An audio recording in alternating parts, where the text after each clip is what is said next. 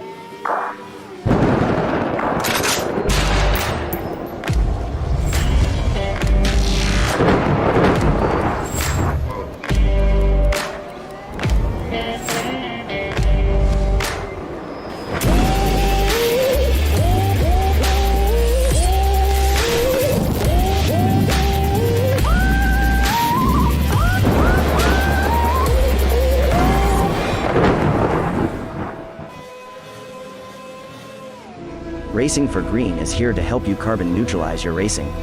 By planting new trees, Racing for Green offers to make your racing carbon neutral. We already have the calculations, contacts, infrastructure, deals and solutions ready for you to easily buy carbon neutral laps on any racetrack. It doesn't matter if you are a racing fan, team owner, driver, sponsor or partner.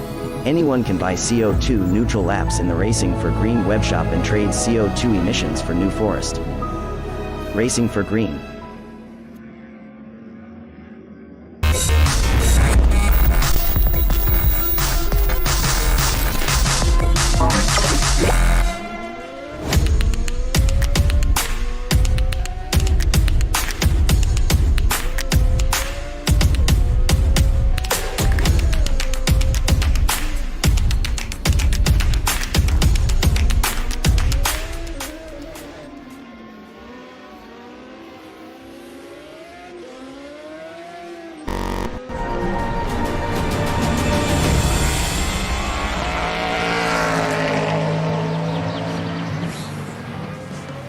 Wunderschönen guten Abend, meine Damen und Herren. A very good evening and welcome to GTR 24H. It's the penultimate round of the virtual HillClimb Championship. It's Alex Goldschmidt joined by the one, the only, the legend that is Mr. King Kodiak, Chris Buxton. Good evening, buddy. How are you?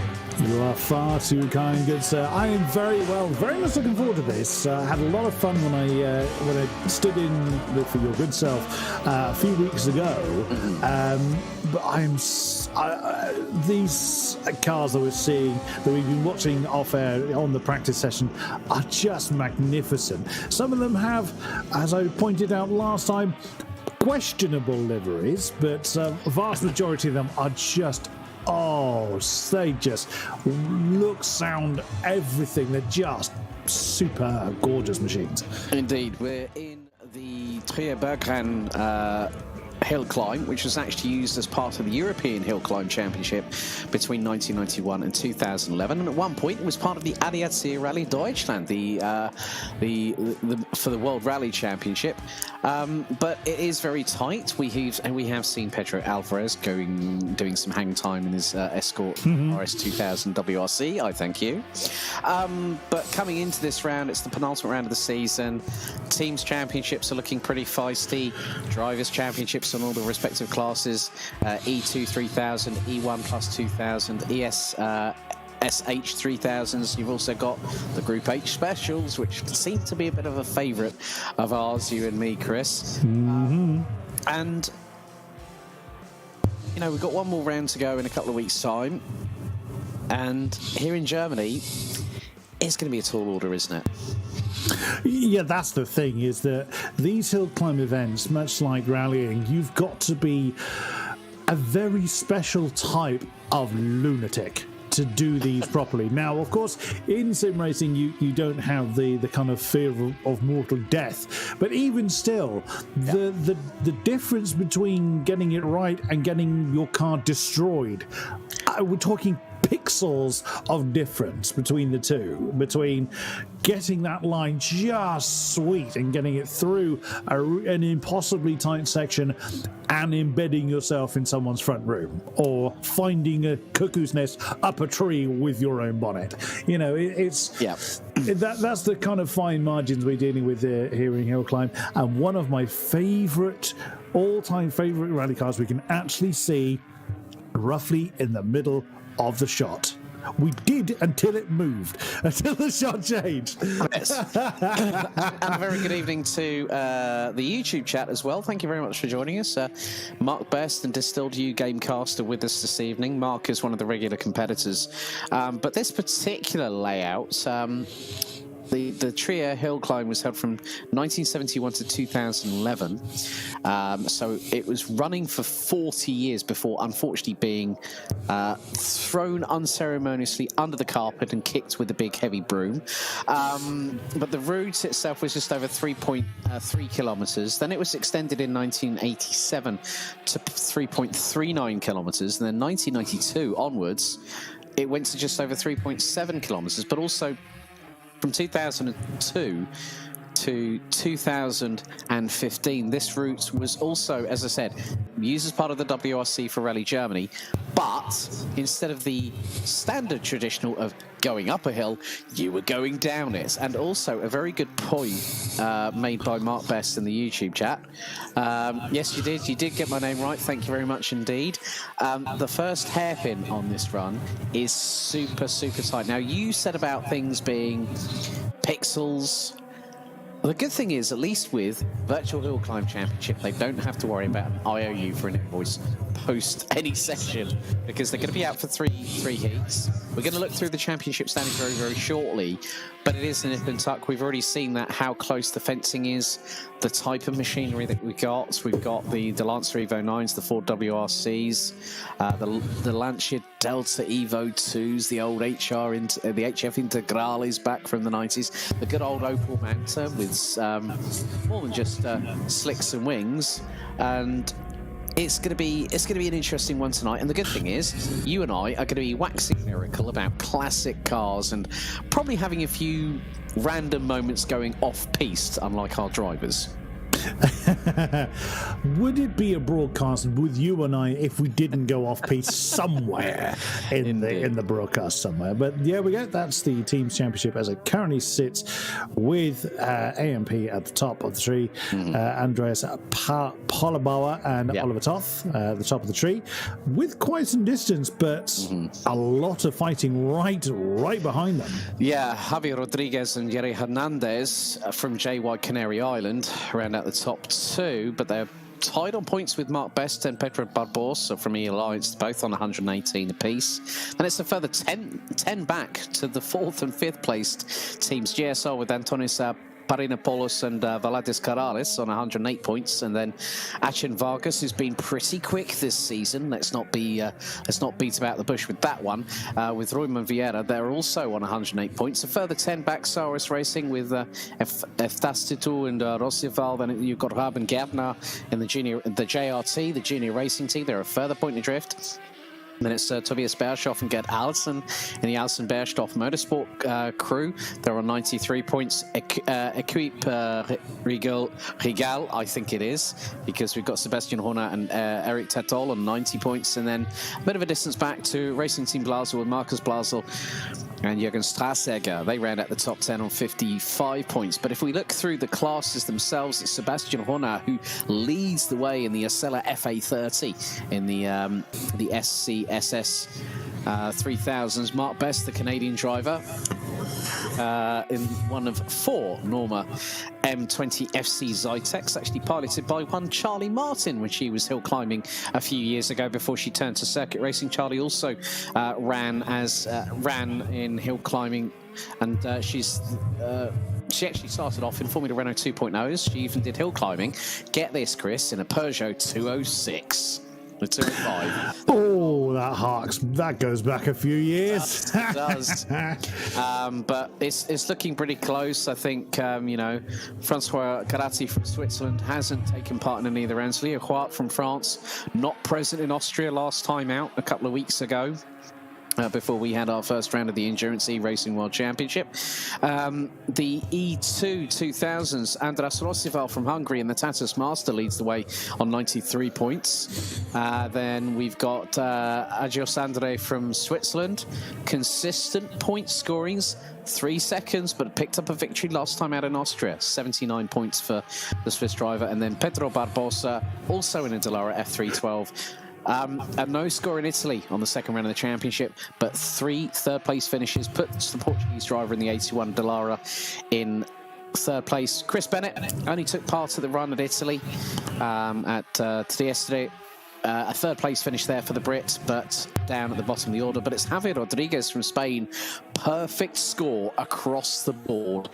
4 victories, and I think, effectively, if Rodriguez in the BMW E30 Turbo gets another victory, that will pretty much sew up the championship with 1 round remaining.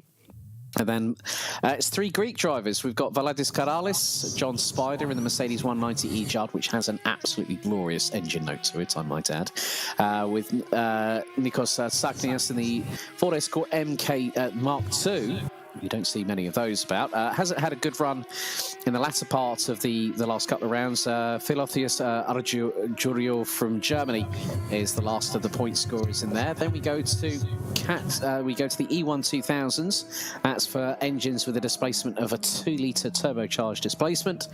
And it's the Lancer Evo X, Evo 9 of Tobias Bergstoff from Germany in the 153. It's 93 points. He's 20 ahead of Pedro Alvarez. And then Antonis Parinopoulos rounds out the top 3. Bit of a distance. So the title, Chris, looks to be between Bergstoff and Alvarez for the title hunt. And it depends on who wins this event, because that person will have a lot of motivation going to the final round in 2 weeks' time.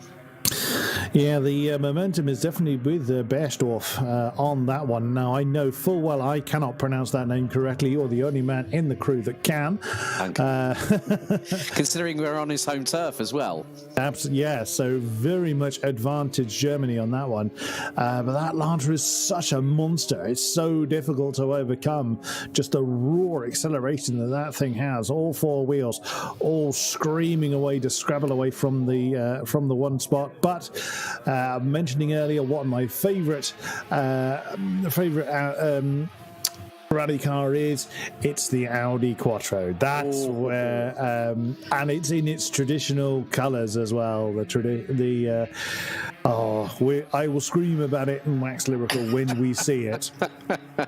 But yes. heading further down, Andreas Pollerbauer in the Opel Kadett. That's predating even me, that one. And I think probably both of us. Indeed. So 4 of them leading the way in the Group 8 special category.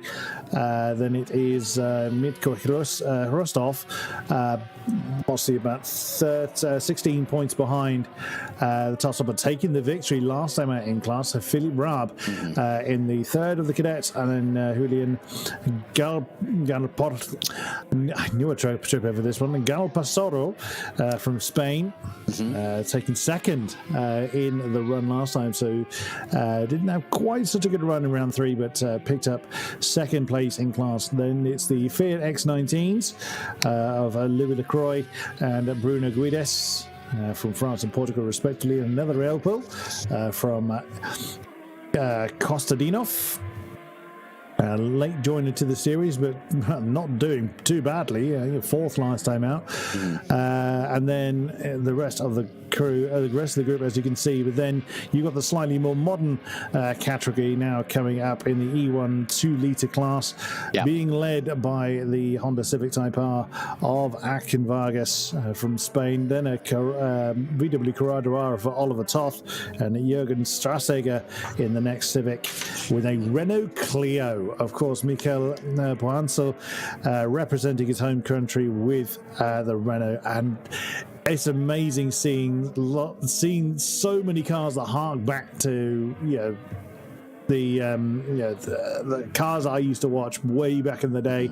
Admittedly, I haven't followed modern rallying or hill climbing to a huge degree, but I can still admire these gorgeous vehicles when they pop up. Indeed. So we are about to get the action underway for the penultimate round here at the Trierer Bergrennen. It's basically in, for those wondering about the locality, it's in the district of Trierer-Saarburg. And we are now seeing our first driver go to the line. It's going to be the Acela FA30, the number 21 of Herbert Pregartner. And the Acela 1 beautiful prototype, very low slung, but with the we see that Pedro Barbosa's just jumped to the YouTube chat. Good evening, Pedro, glad you could join us. And good to see that the German national flag is ready to wave Pregartner off, and we're going to get a real understanding of how quick these cars are going to be, because we know, Chris, that hill climbs, it is about precision. It is about cojones, as the Spanish would probably much understand me at the moment. But you've got to have intestinal fortitude. You've got to be fully committed. These drivers have been practicing up to this point. It is all about pinpoint precision. And with some of the technical parts on this hill climb here at Trierer, as Pregartner lights up with the 11s, and straight away the accelerators hit quite hard. So the first part of the circuit, you're now going to see going through the twisty stuff. It kind of reminds me of Pikes Peak, and it's that right-hander. The car is absolutely planted. So Pregartner is the first one out there, even getting a bit tail-happy going through one of the left-hand corners. You can see it's now another. Oh, no! And he's clattered into the barriers already. So the first one for Herbert Pregartner, but he's still going to carry on. We're now going to see a little bit of a replay, just fully committed. Back end starting to step out. It's getting a bit tail happy here, Chris. Into the braking zone for the next part of the circuit. Back end steps out to the right-hand side. He's very close to the barriers. And oof. It's slightly too late, as Oda was pushing that a little bit too hard, trying to gain. What I suspect he was doing was trying to regain time lost from where the car got squiggly a few corners before. So just overdriving the car, it's so easily done. Even if you know every capability of your car, you still have that instinct to try and make up for lost time if you feel you've lost a tenth or 100 here or there. It's so tempting to do, and with this stage being tarmac, you've got all the grip in the world, so it tempts you even further to try and push on. Yeah, looks like it's Mark Best up the hill as well now, and the Canadian has already hit dramas coming into the first couple of corners. At the very least, that back end of that car is not exactly 100% compliant. And that is the only Norma M200 FC. Mark is in the hunt for the championship this season, and it's looking a little bit cleaner, but a bit scraggly going through the hairpin, putting down the power. And already just keeping an eye on the lap times, as Herbert Pregartner has come in with a 1 minute 27.869. 21. Well, Mark Best lost 6/10 in the first sector, nearly 1.5 in sector 2, and that's through the 2 dramas. And I think that is almost this hairpin is catching everybody out. So if these prototype cars are not making it through, this is going to be interesting. A 1 minute 30.162 for Mark Best. I know that Philip Gärtner's out as well at the moment in in the number 125, and Gärtner's just gone through sector 2 on a 48.5, half a second down on Pregartner, who is leading with a 1 minute 27.869. So Gärtner, I would imagine, is going to if he's going to jump over the hill like that and sideways whilst doing so, and nearly clobbering the barrier on the way down. And Gärtner actually goes slower. And Mark Best has just put into the, I can understand what he just, he just said frigging hairpin. Well, Mark, you've got another 2 runs, buddy. And you can see the amount of rubber that's already been laid down on the start line here, Chris. Wow. Yeah, that's how you write determination on the road using Pirelli. Or lead right foot. Yeah, you need a fair amount of that in hill climbing. The next car in a glorious colour scheme screams its way way up the hill as we switch back to Pedro Barbosa in the next Norma. And look at the size difference. Oh, as Pedro hits the wall. Ouch. Yeah, look, I mean, the size difference between this and the Acela, the FA30 that's come up, is immense. Well, right on cue. There is Agos Andre's Acela FA30. It looks huge. But you've got to be patient. That's the thing. And that's almost counterintuitive to hill climbing rallying, because everything is it's half a split second. It's not a tenth, it's not 100. It's just everything is in such tiny measures. Here is Pedro Barbosa's run through that same hairpin. Now, some of the reason why we're seeing struggles with as he's clunked into the wall and deposited a bit of his car for a souvenir for a nearby marshal. Yeah. But these cars don't want to slide. They're not built for it. I mean, it amazes me that these types of cars actually do hill climbing. They absolutely do. I've seen it happen. So, single seaters and these type of prototypes do indeed do hill climbing in real life. But they don't like to slide. They're built very much to stick to the ground. And when you've got corners as tight as that hairpin, I mean, these cars do not actually have very good turning circles, so they really struggle. These things, however, are designed to take every corner at maximum slidey ways. So these things says, corner, really fine handbrake, go, and these things will eat corners for breakfast. But you take the prototype was, as we just seeing Javier Rodriguez in the picture there, displaying exactly what I'm talking about perfectly well in that gorgeous BMW. But because they can slide, because they can rotate, again, that's the real key for taking sharp corners. Sounds obvious. Yes, of course you need to rotate a car to corner with it, but the prototype and single seaters, they struggle with that sort of thing, particularly at slow speeds. Yeah, well, the thing is that whilst Agio Santo, biggest off of the night so far, and he was quickest. Oh dear, there's Beiersdorf go for a Honda. So both Andre and Horner have not set a first lap time as Beiersdorf's lost it. And he's blocked the road as well. Yeah. And Mark Best has just said Sebastian Ronat wrecked it, and he never usually wrecks. That's the first thing. And when you're getting to this point in the championship, as one of the Escort RS2000s screeches with all four wheels engaged, at the moment it's Herbert Pregartner that is leading the way. I'm actually noting down the times as we go along, so at least in some respects we'll have an indication on who is actually fastest. So Pedro Barbosa 1 minute 35.323 in that one. Rona, no time. Andre, no time. There's Ludovic Calvet in the pink accented Lancer Evo 9. It's a little bit narrower than the Escort, not by much, but it's a tiny bit narrower, a bit of a longer wheelbase if I remember correctly as well from the Escort. But dear Lord, does it take off like an absolutely scalded cat. Fantastic vehicle. I question the use of pink in the livery. That's what happens when you try and brake when you're not on the hard stuff, and trying to climb the local scenery is not the way you make it to the end.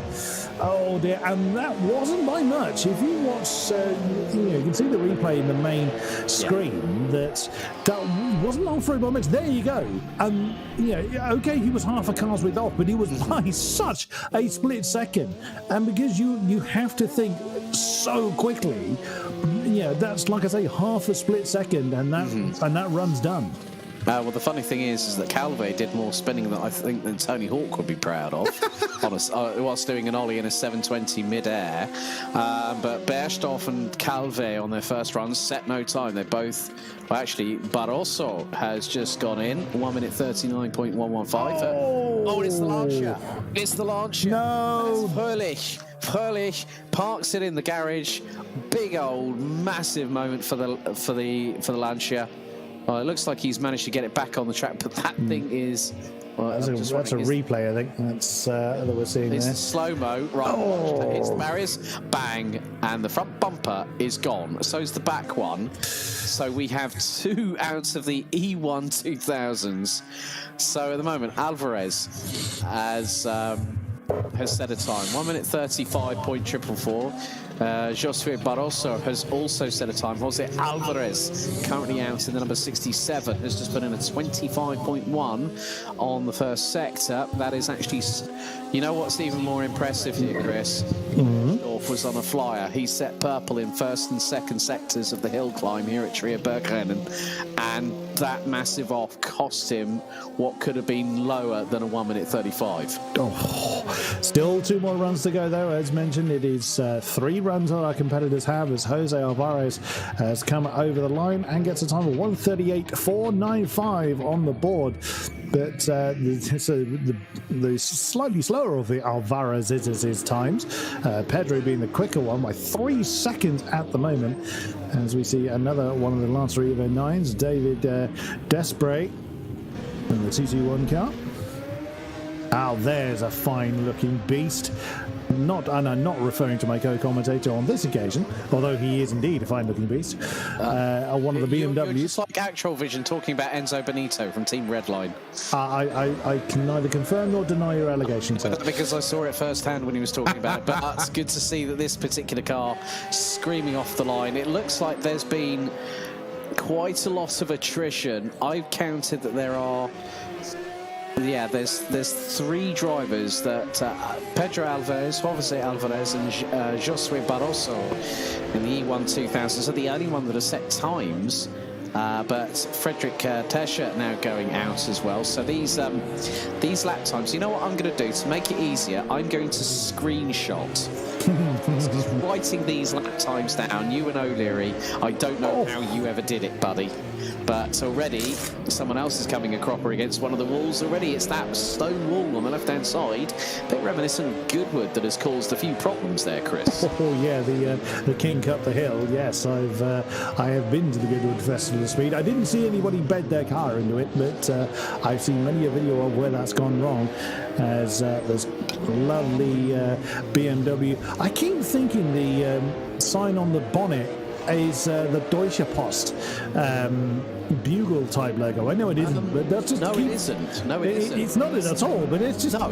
It's what it's making me think of. Don't ask me why. Well, the bugle for the Deutsche Post livery is black in terms of its outline, not bright, bleeding red. But Arjurio is doing a pretty good lap, pretty good first bit, but Javier Rodriguez, 1 minute 34.827. And Arju's coming towards the end of the hill climb here at Trierer.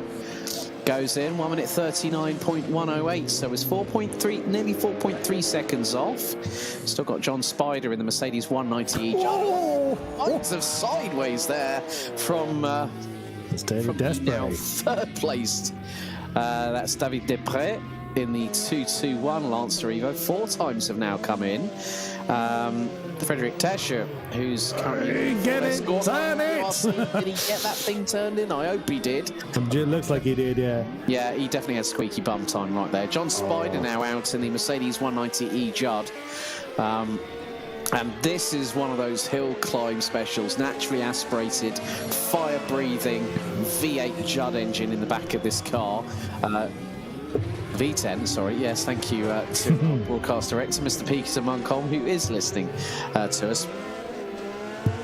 It is the old Formula 1 engines as well, with a bit more bulletproof reliability, albeit the thing is, things have to be run up to temp, but just going to keep an eye on how Spider is doing, because this could be a very impressive lap. Well, he hasn't improved. He's about a second and a half down in Sector 1, 1.7 seconds down in Sector 2, and he's about 80% through the hill climb. He's just coming over the crest. That car is bobbing and weaving left and right, and he crosses the line, goes second. 1 minute 38.902 for John Spider. Pretty good considering the kind of beast you've got to keep under control, Chris. There it is. There it is. There's Yari Hernandez in that gorgeous classic Audi Quattro that I will wax lyrical until the cows come home, and I do not care who criticizes me for it.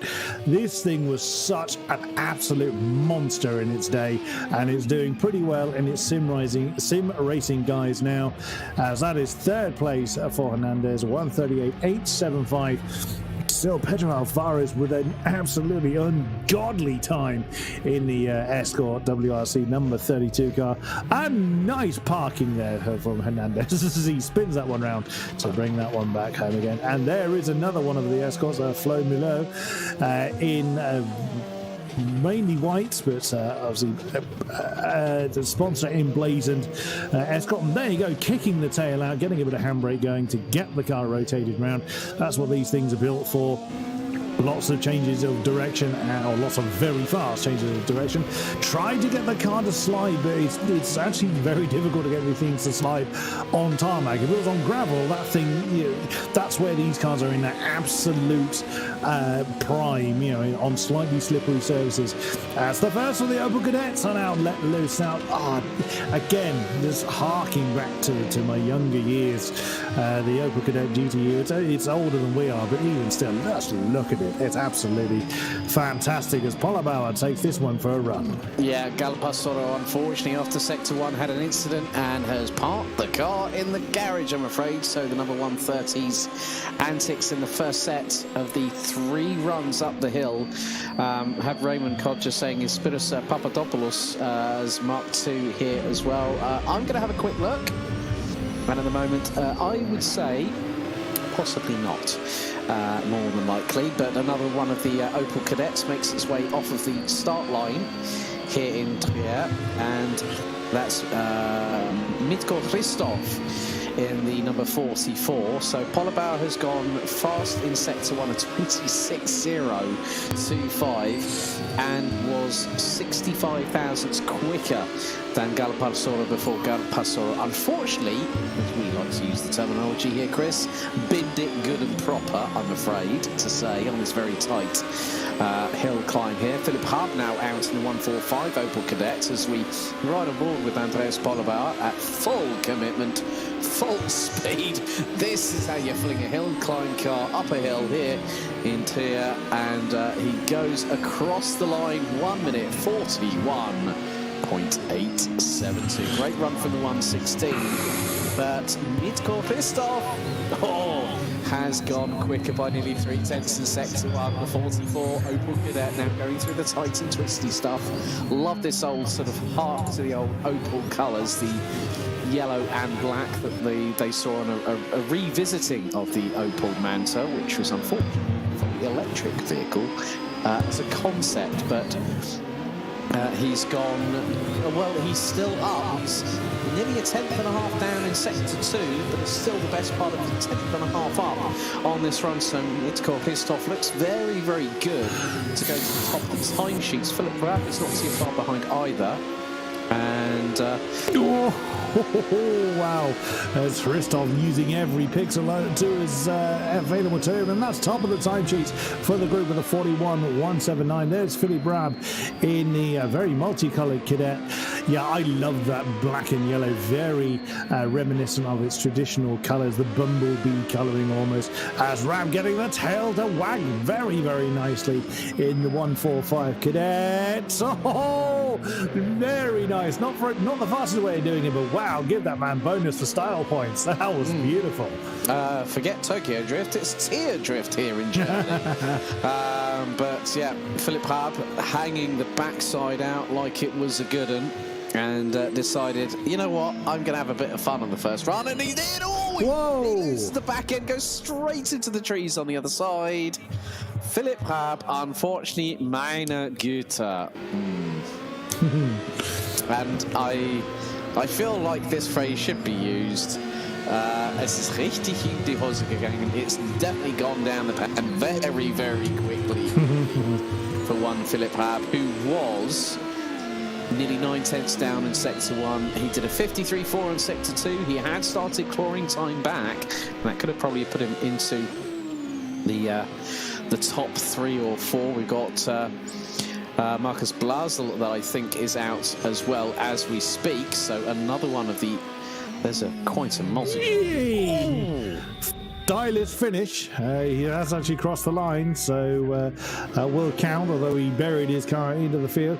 Now the VW Corrado has come out again. Fairly traditional colours. The is it Vespauer? I think it's. I'm not sure how close I am to the Wiesbauer. Yeah, not bad for an ignorant Englishman. And there you go. You were ignorant. You just called yourself that. Oh, I know. I'm self-deprecating on that one. On everybody else when you get the opportunity. When you had the conversation at the 12 Hours of Matsusaka when Kieran said, "Don't you dare call me a coward." And then you went, "I wouldn't tarnish you with that brush," and we all went behind closed doors. Yes, you would. Yes, you would. Is what I was told. Yes, by you as well, Mr. Goldschmidt. It's your favourite car. Oh, thank you, Mr. Montcalm. Yes, you enjoyed torturing me with this car. Last time around, I distinctly remember, is Strasseger as bringing the very pink Civic very nearly into the wall. And yeah, I struggle with that one. I'm sorry. I mean, it's quick. It's very quick, but yeah, I've got two words to say. My eyes. Yes, moving on, as we see Oliver Toth then in the Corrado, screaming its way towards the line. Give it a wiggle, park it in the field, kill the trees while you're at it. What's the time on the board? Didn't quite see before the 1:45.031. Strasseger is up on the first sector by 2.3 tenths, just under. Slightly slower, but by a fraction, half a tenth between the pair. So the Civic Type R 196 looking rather rapid as things stand, and I think this is going to be a quick one from Mark Bess has come up with a brilliant one. It's the Pepto-Bismol car. Well put! Brilliant. And Strasseger goes top, 1 minute 44.862. So that Pepto-Bismol has given Jürgen Strasseger a little bit of a little bit of spring in the throttle foot. Let's. Absolutely. He's probably I would imagine he's trying to park it to get out of the car to avoid shame. But hey ho, as we're riding on board with Rudy Ullmann, the first of the Fiat X19s to come out. Now, if you want to terrify anybody, you strap them to the front of the car and you give them this view, because it takes a lot of dedication, as we've said before. We see Frank Dupre also coming out to play in the Lancia Delta Evo 2. So we've seen one of the Delta. Oops! He's mounted the inside guard. They're not the quickest way of doing things. We've seen one of the Deltas already come a bit unstuck. But the next one now coming up the hill in the E1 2-litre class. 1:35.4 still that monster time, and again just struggling to get the car to rotate. You can see he went to do the slide but didn't have enough forward momentum to make it work, and he just bogged down and then ended up mounting the grass. So it is tricky to get these things to slide on tarmac without a lot of speed, and this is quite a technical track. It's got stretches of very long straights, which tends to be the end. So all the slow technical parts really need a lot of manhandling. And especially when you've got a big, huge wing on the back of that Lancia Delta, that is going to help the rear end to adhere to the tarmac. But unfortunately, when you try and pick up the throttle, that's all flames from the back end. Must have had a bit of a double downshift problem. I'm not too sure on that one. But ended up clobbering the barriers. But nevertheless, it's still a notable effort. And now we've got one of the other Civic Type Rs out at the moment, haven't we? Yep. It is Achin, surname escapes me. Vargas, thank you. In the primarily white, almost Argentinian colouring on that car with the light blue. Keeping it nice and steady, under control. A bit of a steady run, so don't think this one's going to take Strasseger's time, but is pressing on nonetheless. We'll see what the time is when it comes over the line. It is a 45.1940. Wasn't that far off. It was only 3/10 off, in fairness, as the next Honda has come out. That is Helmut Hara. Get that one right. Let's try that one again. So 1:44.862, as mentioned, Strasseger's time that Helmut is chasing after in the next Civic. As I can't quite tell who that is lining up. I think that's one of the Fiats that's just launched. No, it's one of the BMWs, Jürgen Dies, that's come away. What was Helmut Harrier's time? It is 148.192, so a bit of pace to find. But next car up the road. Yes. Oh, it's a classic. It's the BMW 2002 Tii, a genuine production model, the 48. Making its way up the hill. This car is going to be, I think it's, he definitely got that sideways out to the right hand side, fully committed through there, hard on the brakes, locks up the right front, manages to avoid where Pedro Barbosa went straight in with the slam. Oh, poor Hansel! Oh, the Clio. Poor Hansel's had a horrible run, upside down in every direction he shouldn't be going, and that the Clio is needing some care and attention. Yes, it's going to need more than just a bit of sticky back plastic and some club racing fixes are not going to work for that, I'm afraid. A hammer and a bit of metal isn't going to do it. It's definitely not going to polish out, Grub. But it's great to see all these classics. Myself and Chris love our classic cars in here. The actual HillClimb Championship here at the Trierer Bergrennen HillClimb.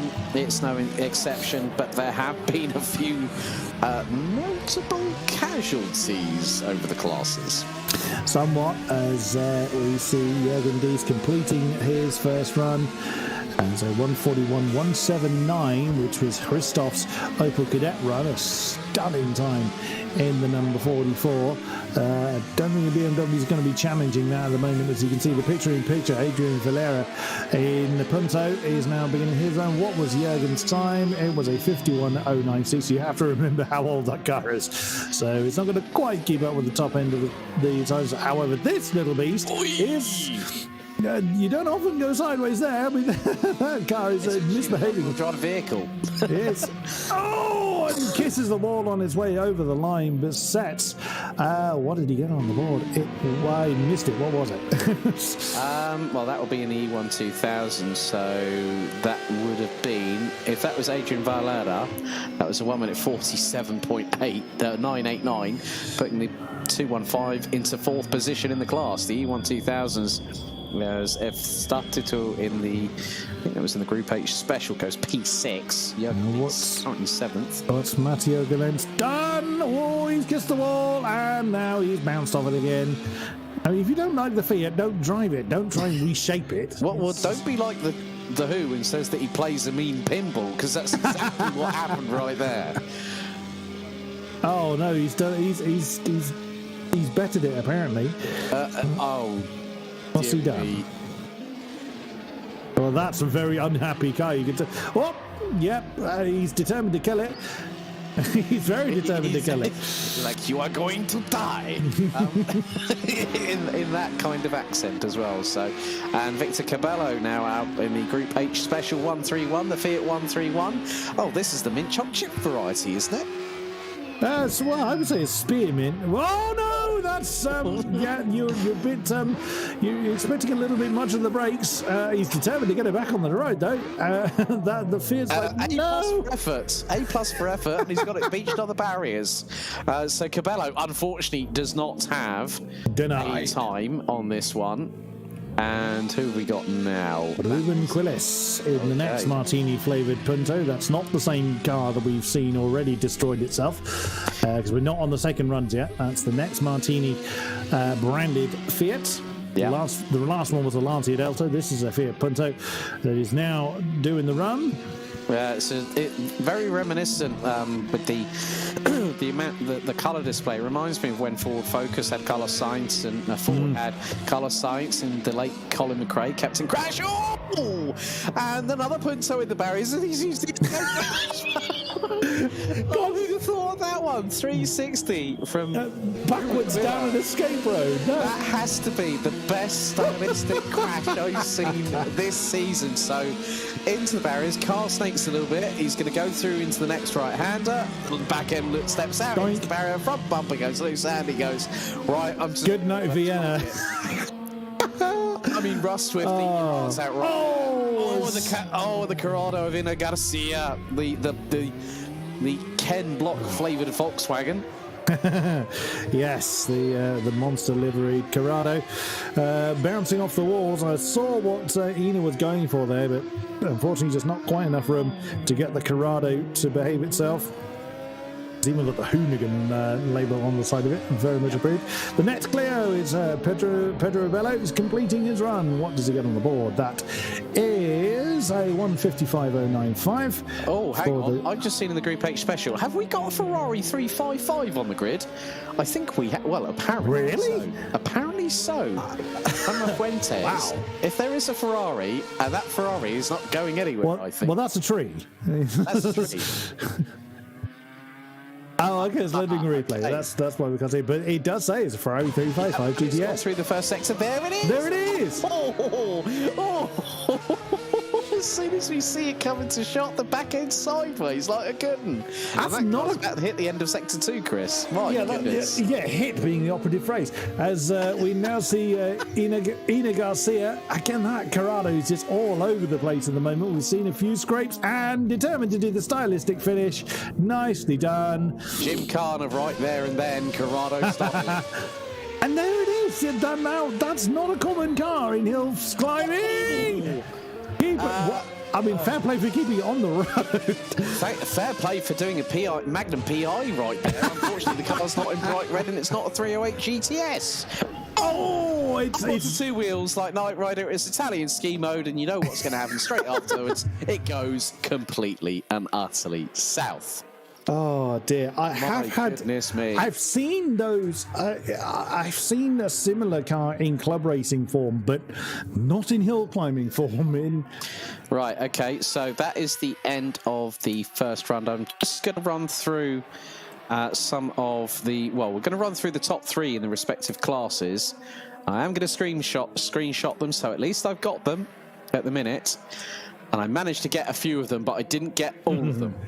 However, the good thing is that we do have quite a lot of interesting action happening over the course of the next couple of runs. It's Herbert Pregartner that leads the way in the E2 3000 class with the 1 minute 30. Oh, hang on. I've just got to try and get the brightness up on the screen in front of me. 1 minute 27.869. So that's the time to beat, effectively. An E2 SH 3000s is Javier Rodriguez in the 195 BMW E30 Turbo. Hopefully I've got some more of these coming through, so I will... Yeah, so what we'll do, we're going to go to a brief commercial break here on GTR 24H. Join myself and Chris very, very shortly as we'll go through the top three of each respective class that I have been able to get a hold of when we get back after these short commercial messages.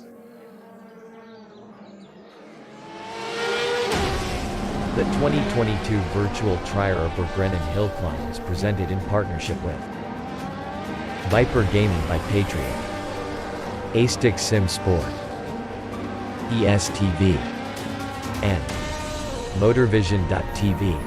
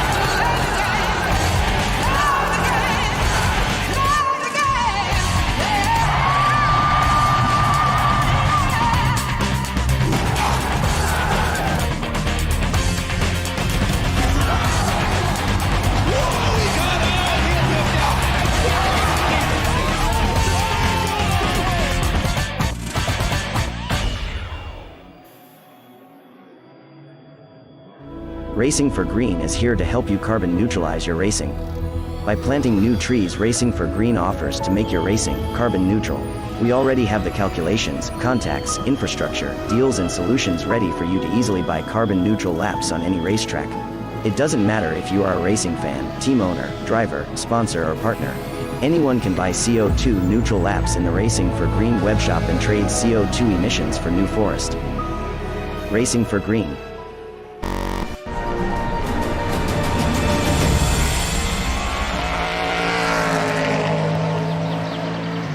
Welcome back. We're underway with the second runs here at the Trierer Bergrennen here in Germany. Alex Goldschmidt and Chris Buxton back with you once again. Chris, that was after the short intake of breath, because it has been absolutely mental. As Herbert Pregartner lighting up. He's lost a wheel. Oh dear. 3 wheels on that wagon do not work in HillClimb, and Pregartner has just clobbered the barriers again. That is going to be his second run over and done with. He's determined to finish it. With 3 wheels on that wagon, and that back end stepping out as one of the other drivers now makes their way out onto the HillClimb itself, and they're thinking, we're going to make sure it happens. And just keep your eyes on who is out at the moment. That is Philip Gabner in the 1-2-5. And I think has just clobbered the barriers. Oh, no. Yeah, and the right rear has been doing this. What's going on? I was going to say, there's no bonus points for 3 wheels. Why are they determined to go up missing a wheel? My word, what is madness is taking over?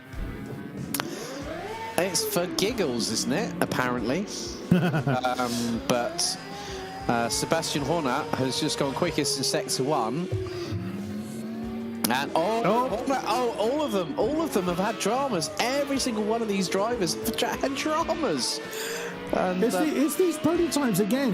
They are struggling to get them rotated. And again, that Acela is so wide. They've got so little room for manoeuvre that it's really causing a lot of issues at the moment. And I think that's part of the issue. But as the Norma, as we can see, Pedro Barbosa is much narrower, and that's still struggling. So, I mean, trying to pilot that Acela, my goodness, it's like trying to, I don't know, ride a hippo or something through a shopping mall.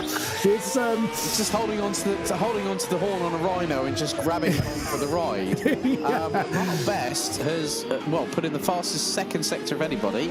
The Canadians parked it as well. So at the moment, looks like run 2 for any of the E2 3000 classes are not going to make it through, unless Sebastian Horner has actually gone purple in sectors 1 and 2, despite all that drama. And we're going to keep an eye on Horner, because he's gone top. 1 minute 30.692. Not as quick as what we saw. Barbosa! No. That was going wide. Beached. No, stop. No. Is he going to do it? Pedro. Oh, easy. Oh, me of little faith. I thought he was. That was never going to come down, but no, he did. I'll give him that. He's. Yes. As Javier Rodriguez is, I think, about to go out at the moment. I think we've got one of the Tobias Baustoff, who is going for a really quick lap, a quick hill climb ascent, and that Lancer cornering on rails. He was very close sideways through the very fast and twisty stuff here, hard on the brakes into the hairpin. Lift up the old handbrake.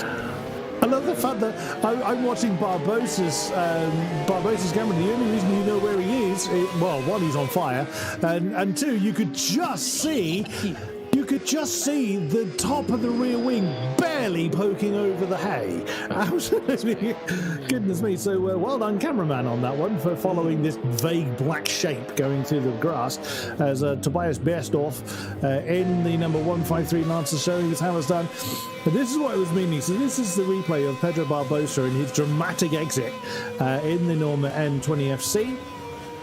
Lovely spit of flame out of the exhaust, and there he went. So he clouted something, and then plays a disappearing act into the grass. He did a replay of Ludovic Calvé in the Mitsubishi Evo, but in the last run, Yeah, in the last managed run, to yeah. get as far as he did.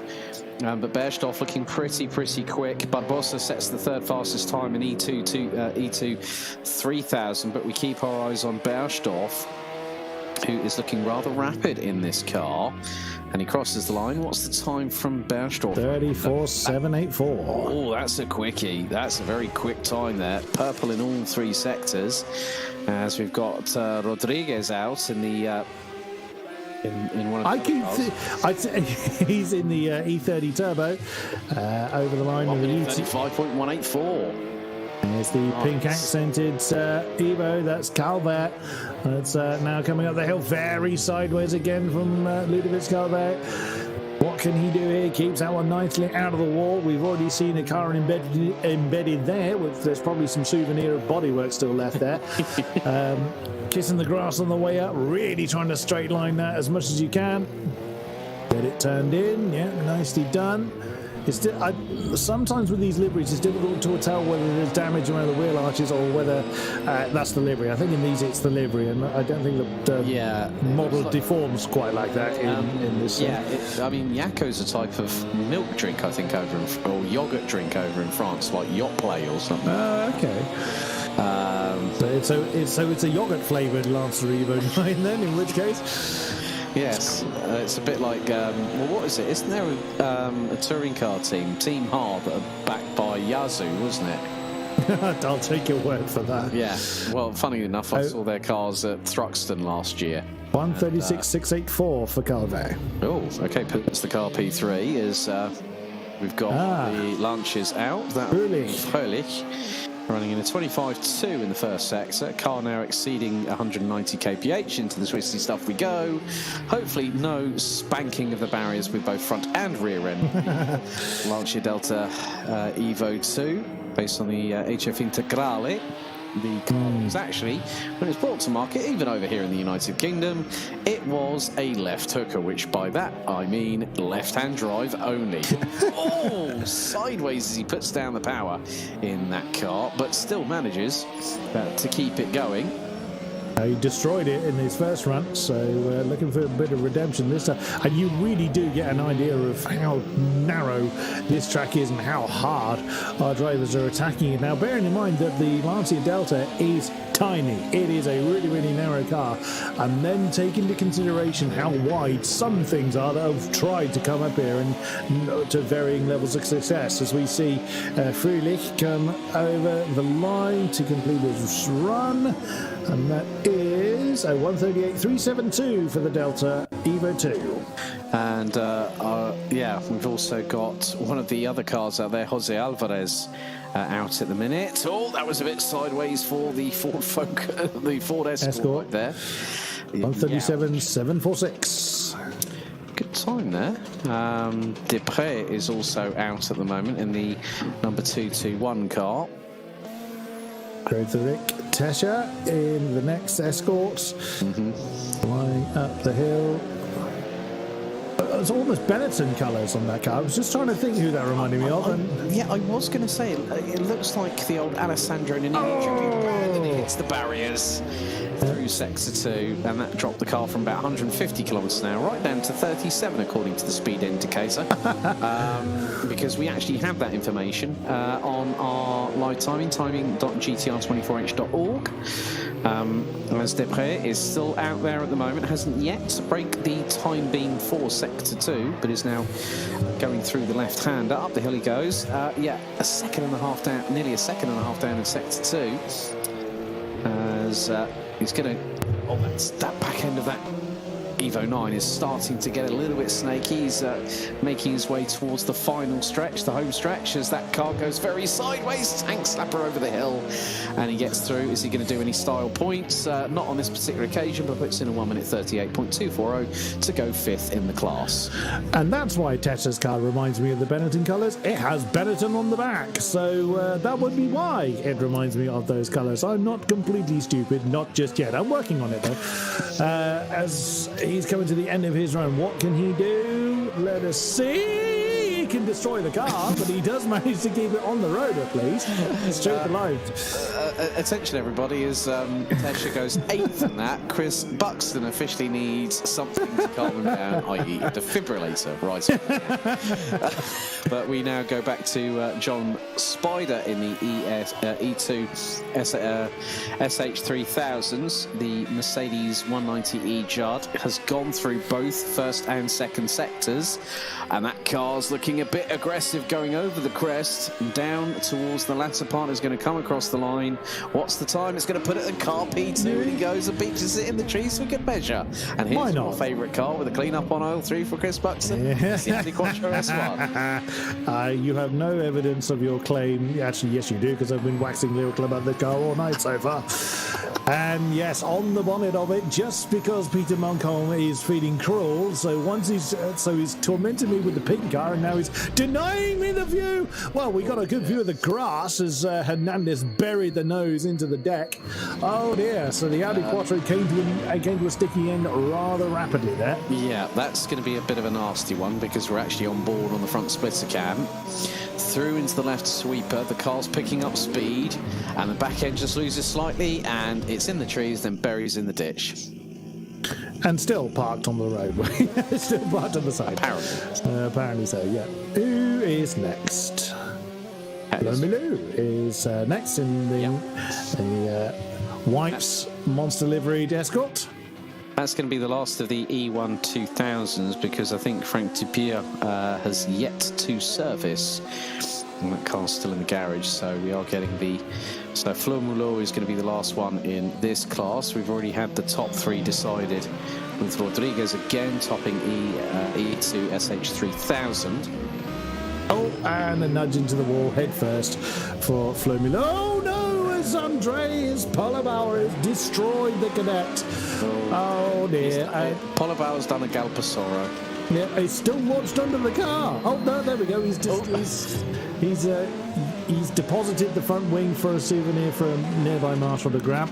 That thing does not want to turn now. That's an unhappy Opel Kadett, but still pressing on though. I'll give him that. I just saw in chat the Distilled U Game Car said, "I want to try that Mercedes." Get in line, sir. We all want to have a go with that beautiful Judd 190. You're going to have to be like the fishmongers at Sainsbury's. Number 35, please. You have to wait your turn like everybody else. I think you're going to have to fight Mr. Goldschmidt for that one. No. To be honest with you, I'm a bit of a fan of the old BMW 2002 TII, so you're going to have to fight me for that one instead. Yeah, but I don't think I'd win that fight somehow. I'll give Pollerbauer his due, though. He is still making... Those wheels are not pointing in the right direction whatsoever, but he has managed to wrestle it home. And he's wrestled it home to second. There's only 2 times on the board, so that's why. So it's still a valid point as... Low does a Travis Pastrana. 141.089 for the white Escort. It's just going to park it at the front of the queue. That's not how queues work typically. There's the Bumblebee flavoured Opel Kadett.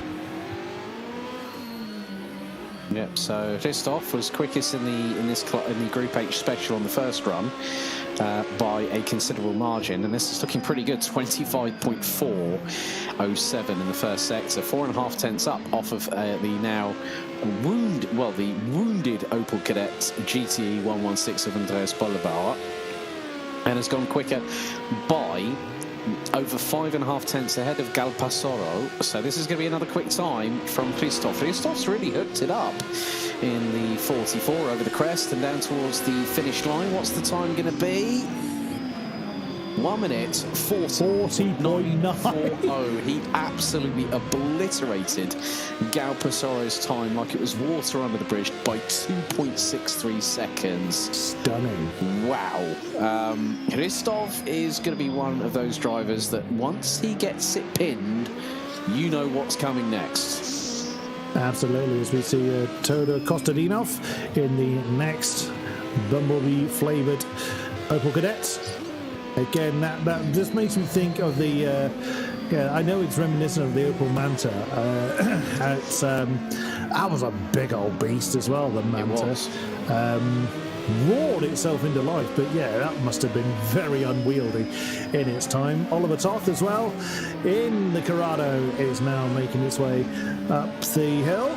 Oh, as is the Pepto-Bismol TCR on the Civic of Jürgen Streisiger. Sorry, I just had to say. I'm gonna. That is his name now. As the Pepto-Bismol Honda Civic Type R TCR car, and we'll know that behind the wheel it's always going to be Jürgen Streisiger. Yep, you'll know that one. It's actually dark at the moment. This is just how much light is reflecting off the Pepto-Bismol Civic at the moment. So that's Kostadinov. Let's come over the line. What about Oliver Toth? What can he do? He's got purple in Sector 2, Chris, 53.484. Streisiger is quicker in the first sector by just under a tenth and a half. This is going to be a pretty good time for Oliver Toth as he comes down towards the line. Hits the barrier on just as he comes over the line. 144.323. Yes. It's a pretty good run from him. Oh, there it is. Come on then, let's get this over and done with. Let's. Oh, Peter spared me. He queued up a replay of Oliver. Oh dear. So this is the crash moment we just saw for Oliver. As he's screamed down, he's turned in just that little bit too late and caught the wall. And avert your eyes, but at least Streisiger has finished the run at 1:44.973, just 0.6 behind Oliver Toth on his run.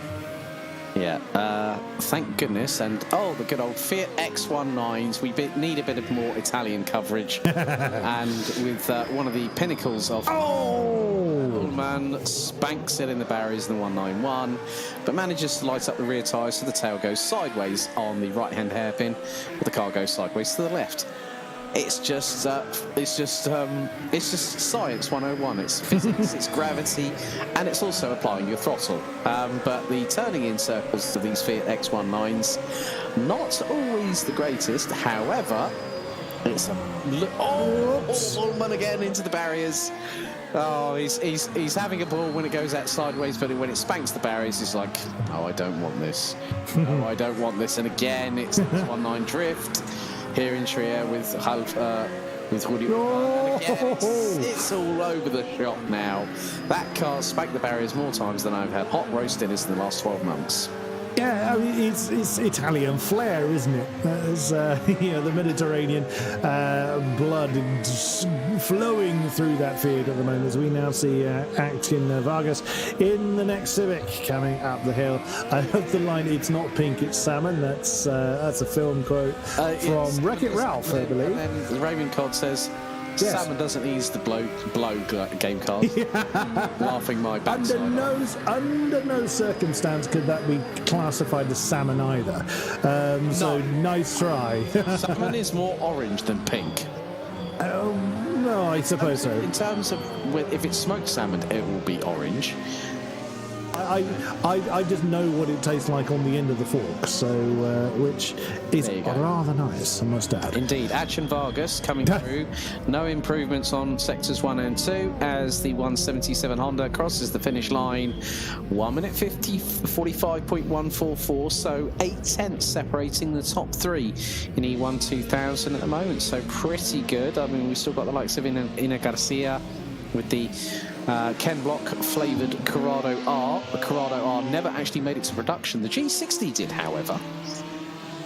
Fred Dupre now out in the next Lancia Delta. Oh, and he's hit the wall as well, but he at least gets over the line and turns himself into a Ferris wheel whilst doing it.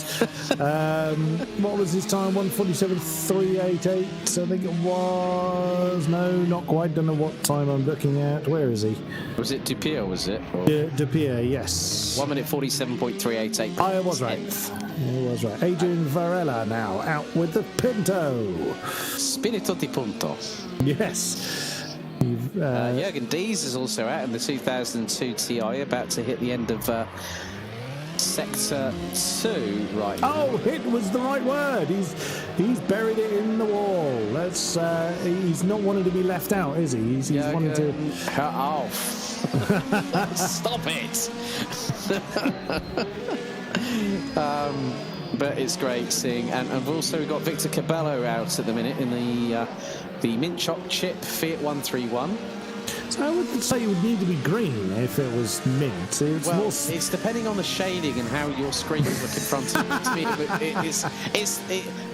The funny thing is that if it was gelato, it would be mint choc chip. Yeah, true enough. So both Jürgen Dies and the Punto on their last run. What has Matteo Golentz done in his Punto? I think we can guess he's buried it. Yeah, he's done quite well there, isn't he? He's bouncing away like a good one there. Well, there you go. There's some airborne moments. Oh, that's over the line in style again for Varela. But still put in, that time was a genuine P5, 1 minute 47.556. It's just like everyone just throws caution to the wind and flings it through the trees, but then... Well, they're not picking up the repair bill, are they? So just decided I'm going to rip that bumper off like a good one and managed to make sure it damn well did happen. And Pedro Barbosa is laughing at everyone else's misfortune. Pedro, you realise you got one more run to go, mate, and we know what's going to happen if you bin it. Everyone's going to be laughing at you, mate. Pedro Rebello now in the 180 Clio, making his merry way. Wrestle the... Oh, I think he just caught the inside line there, but not hard enough to flip the thing over. Remarkably easy to do that. Oh, it's the Ferrari now that's lining up to scream its way up the hill, get the horses galloping. But that the Cavallino Rampantes rampantly driving their way up the hill. As Rebello screams through the final part of his run. Should be able to keep that one under control. Bit of a break there. I might have awakened the beast that slumbers behind Joel Barbosa. He said, "Hey, I'm not driving my car." You aren't yet. This is the whole point in us interacting with you people on the YouTube chat. It's look, we all have a sense of humour, and good to see. He said he's practicing, says Raymond Codd. He better be. Yes, he doesn't need to have 3 strikes and you're out kind of thing, because it hasn't gone well for Pedro as the Ferrari 355 manages to make it through so far, but someone else come a cropper in the picture in Trice. Ruben Quillis in his Punto was parked and had someone fly past him. I didn't actually see who it was, but Juan Fuentes is doing a great job in manhandling the Ferrari up the hill to see what he can do. Whoa! Commentator curse, that's one to me. Well, it was a blessing for us because we got to see something rather exciting there. It's exactly where Quillis had parked, so true. Maybe someone out there with an oil can or something on that particular corner. They probably brought kit out for the oil slick as Garcia hits the barrier and goes P3 in the E1 2000 class. Oh, yeah, that's a bounce off the wall for Fuentes. Oh, you shouldn't be pointing in that direction, sir.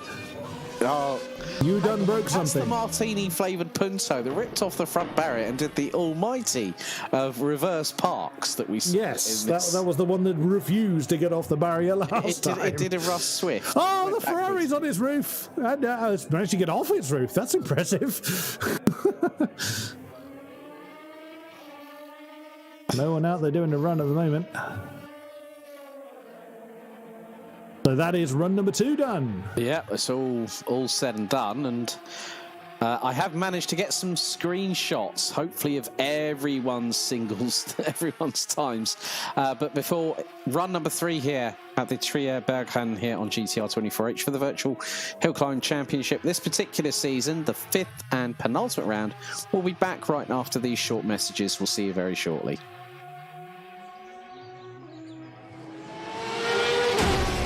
The 2022 virtual Trierer Bergrennen HillClimb is presented in partnership with Viper Gaming by Patriot, A-Stick Sim Sport, ESTV, and MotorVision.tv.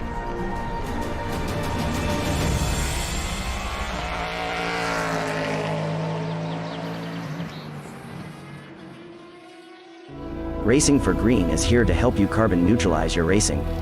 By planting new trees, Racing for Green offers to make your racing carbon neutral. We already have the calculations, contacts, infrastructure, deals and solutions ready for you to easily buy carbon neutral laps on any racetrack. It doesn't matter if you are a racing fan, team owner, driver, sponsor or partner. Anyone can buy CO2 neutral laps in the Racing for Green webshop and trade CO2 emissions for New Forest. Racing for Green.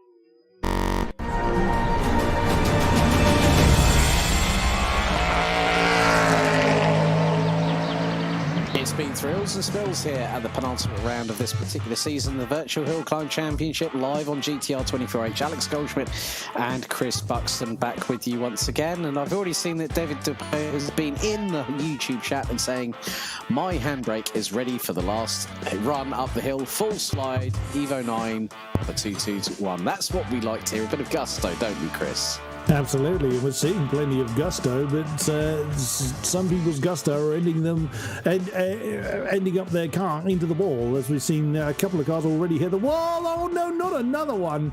That's the replay. That's Calvert's amazing spin. Yeah, I have indeed. As hadn't spotted the big word in white letters saying highlights at the bottom of the screen. But yeah, that was an amazing multi-spin moment there for Calvert.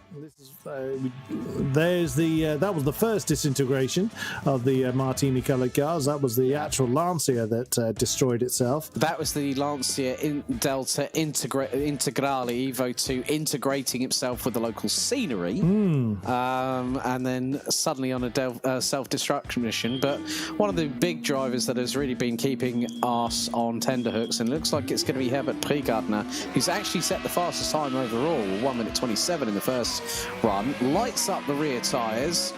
It's 4 on the floor, as they say over in the States, as he's going to try and negotiate. Let's keep with Pregartner at the moment, into the right-hander. Now that back end, trying to snap away from the car itself, the number 21, the only Acela FA30 on the grid. The rest of them are all... There's quite a few. There are a few drivers in here in the Ostellas, in the FA80s, and Pedro Barbosa asking if I can make fun of you on commentating on a replay like it was live. Please do. Please do. you won't be the only one, so don't feel left out for that one. No, Pregartner currently out. Mark Best is about to go out, and he's just put in a 22.1 first sector. But this looks very tidy from Pregartner. Learnt his lessons from the second run, where he parked it, unfortunately, in the garage. And it's looking rather neat and tidy thus far. Mark Best is trying to make his way through to get through into Sector 2 and make sure he gets a clean run at the end of it all. It hasn't been a good one for the Canadian, but you can just see the back end of the Norma, powered by the Zytek engine in it, as Philip Gärtner will now be out on the hill climb itself. But Pregartner 21.0 in the first, 45.3 in the second, and it's across the line, and it's a 1:25.748. Wow. Brilliant run there by Herbert Pregartner at that moment. Mark Best is that Sebastian Horner? That was, and he was very, very close to that stone wall right there, but he manages to bring it back up to speed. And Mark Best now, I like the commitment from Mark Best at the moment. He's going to come across the line. 1:31.4. And that's really good. Raymond Todd says, Pedro, don't give commentators anything to have the last laugh. We will have the last laugh. That's again commentator. But Sebastian Horner, looking at the times from him, 21.278 in the first sector for the number 14, who's top. And there's Pedro Barbosa, managing to make sure that he got through that particular section of the hill climb itself nice and cleanly, but it's about how the Portuguese driver negotiates this next left-hand hairpin, nice and tight on the apex. We go back to Horner, who's coming through the final part of the hill climb. 45.3 went quickest in the second sector. What's it going to be? He goes top. 1:25.737. 11 thousandths between him and Herbert Pregartner. Oh, that's close. That's very close indeed. But will Barbosa manage to get into the top three? The Portuguese driver's got a chance, as we've got Hagios Andre, who quite literally somersaulted the Acela F830 in the first heat, in the first runs up the hill. But we've now got one of the first of the that's Tobias Bershoff in the first of the E1 plus 2000s. Going up the hill in the Evo 9, the 1:53, but Andre is about to. Barbosa, I did say might go up into the top three. He has done 1:29.695 with Hagios Andre, the last one to go up the hill in the E2 3000 class, and now starts climbing up. It's going to be the twisty stuff. Can the 1:26 keep it on the tarmac? Looks to be the case. Looks to be nice and slow, well, not slow and steady, nice and steady. Sorry, my apologies there, Hagios. But the car looks to be gathering speed into the twisty stuff, and this is where the aero really does help with the hill climbs. As soon as you've got a car that's completely planted, does a bit of a Sebastian Loeb grass cutting sort of antic there going through the last section. And now across the line, over 140 miles an hour, goes P4. So Sebastian Horner, I will have a look through the times of these particular classes and Pedro Barbosa has gone, yay! I did not crash. Well done. Parabéns, as they say in Portugal. A worthy thing to be thankful of. I think it's fair to say, yeah, it was a great run from Pedro. Very nicely done. As we're seeing Bersdorf complete his final run in the Lancer, 1:34.648. He gets on the board. Rodriguez in the picture-in-picture, he was getting some lovely slidey moments. They weren't all completely error-free, but they looked spectacular nonetheless. That kind of livery at distance keeps making me think of Michelin. That kind of white on the blue colour scheme. You're just waiting for the Bibendium to appear now, aren't you? There's Javier Rodriguez completes the run in the E30. And what does he get on the board? That is a 1:34.607 for the number 195. Pedro Alvarez now on the run up in the white Escort, getting very, very close to the hay and still pressing on. What can he do? End of the run, and that is, when the time comes up, a 34.729. Yeah, puts him 81 thousandths behind Bersdorf. Bersdorf, and it probably might have thought, this is squeaky bum time right about now. But Calvé does not want to do the Tony Hawk spinning into oblivion like we saw in the first run earlier on this evening. Was done on 24.8 in the first sector, 49.6 or 49.7. Calvé now pushing over 225 kilometers an hour and climbing a little bit through onto the brakes, going into this next section, using a bit of trail braking over the crest of the hill. The back end steps out to the right. Down the hill goes Calvé, and it is a 1:36.852, making it a Lancer Evo 9 1-3, as Fröhlich needs to keep this Lancia on terra firma, and that basically means the tarmac underneath all four wheels. Ideally, rather than the roof or various scattered parts being on terra firma. Let's see what that lovely martini-flavoured Lancia is capable of. Coming up through the middle part of the run now as Barroso completes his run and slots into 4th position in his number 122 Escort.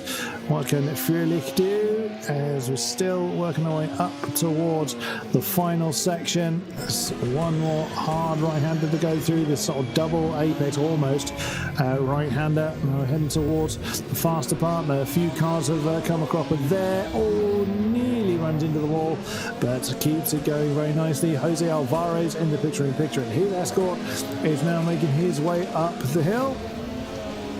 And Alvarez has had it. He's gripped too quickly, and he's going to catch that bit of grass there. A few cars have done that. And that's actually pitched in really heavily into the tyres. Tried to drive through them. No, you can't change tyres like that. As the Lancia very nearly goes off into the trees, but manages to stay on the terra firma.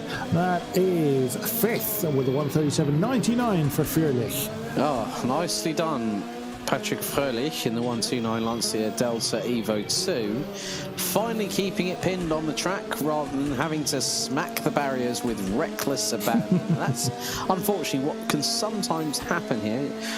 Jose Alvarez is coming through in towards the final quarter or so of the hill climb here at the Trierer Bergrennen, as we actually ride on board with Alvarez over the crest of the hill. Car gets a little bit snaky across the line. What's it going to be? P6, 1:43.472. And David Depré is currently up the hill. There's only 2 running in the E2 SH3000. Javier Rodriguez has set a time for John Spider in the Mercedes 190E Judd V10 85 car. All kinds of little bit of sideways there for the V10 powered Mercedes. And it's 1:34.607 for Javier Rodriguez. Raymond Codd says, does this race format issue cutting penalties?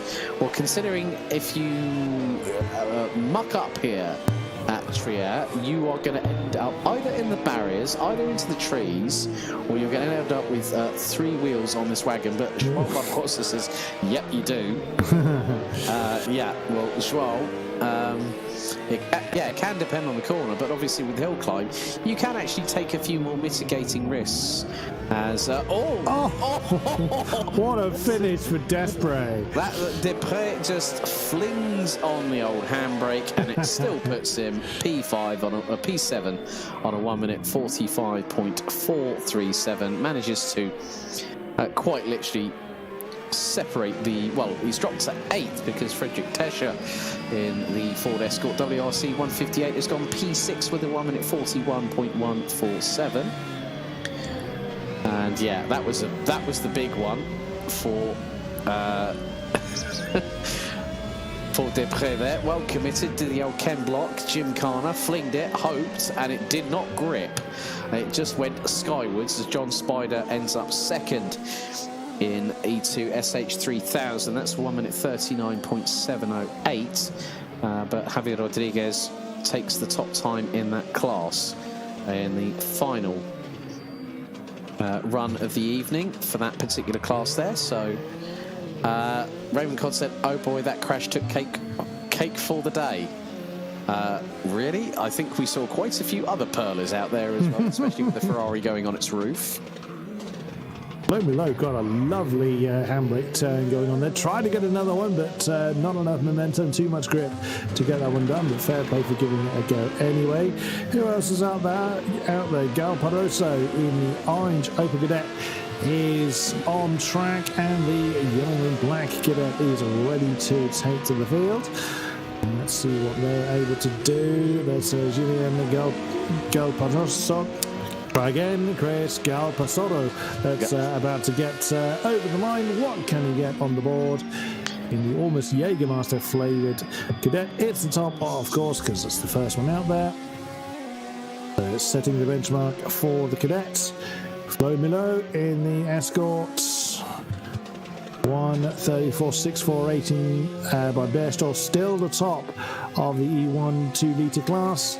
Bits quickly over the crest, over the line, and where does that put Flo Milo? That is into the field, and 5th place with a 39.5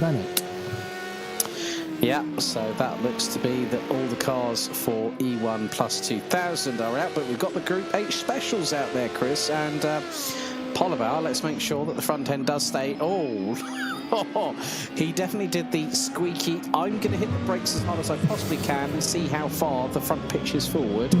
But yeah, Mulot will definitely get style points for what just happened there, clattering into some of the scenery I saw as well.